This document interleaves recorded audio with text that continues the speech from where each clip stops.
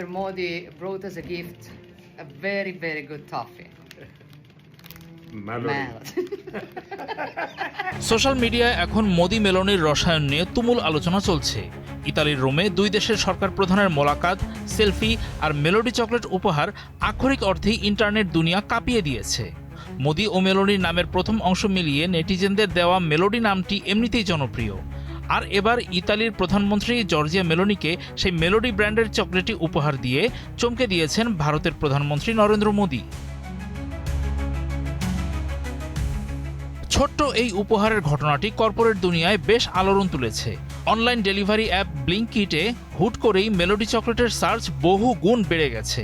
এমনকি বিমান সংস্থা এয়ার ইন্ডিয়াও এই ট্রেন্ড লুফে নিয়ে রোম সফরের নতুন বিজ্ঞাপন তৈরি করেছে। কিন্তু সবচেয়ে মজাদার ও অদ্ভুত কাণ্ড ঘটেছে ভারতের শেয়ার বাজারে।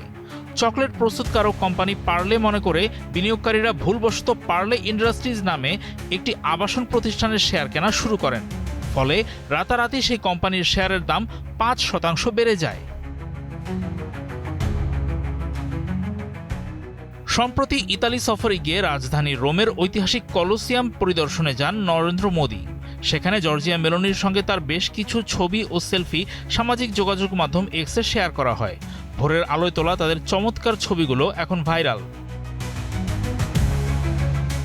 সেখানেই মেলোনির হাতে মেলোডি চকলেটের প্যাকেটটি তুলে দেন মোদি। উপহার পেয়ে ইতালির প্রধানমন্ত্রী একটি ভিডিও শেয়ার করে ক্যাপশনে লেখেন, উপহারের জন্য ধন্যবাদ। ভিডিওটিতে দুজনের আন্তরিক হাসি ও রসবোধ দারুণ প্রশংসিত হচ্ছে। মাত্র ৬ ঘন্টার মধ্যে ভিডিওটি ১১ কোটিরও বেশি মানুষ দেখেছেন। মোদির দল বিজেপি এই ঘটনাকে প্রধানমন্ত্রীর দারুণ হিউমার বা রসবোধের প্রতীক হিসেবে বর্ণনা করেছে। কূটনৈতিক দিক থেকেও এই সফরটি বেশ গুরুত্বপূর্ণ। রোমের ঐতিহাসিক ভিলা ডোরিয়া পামফিলিতে দুই নেতার মধ্যে একটি আনুষ্ঠানিক বৈঠক অনুষ্ঠিত হয়। বৈঠক শেষে দুই দেশের বন্ধুত্বের স্মারক হিসাবে তারা সেখানে একটি তুঁত গাছ রোপণ করেন। যৌথ বিবৃতিতে মেলোনি বলেছেন, পারস্পরিক শ্রদ্ধা ও বিশ্বাসের উপর ভর করে তাদের মাঝে এক খাঁটি বন্ধুত্ব গড়ে উঠেছে।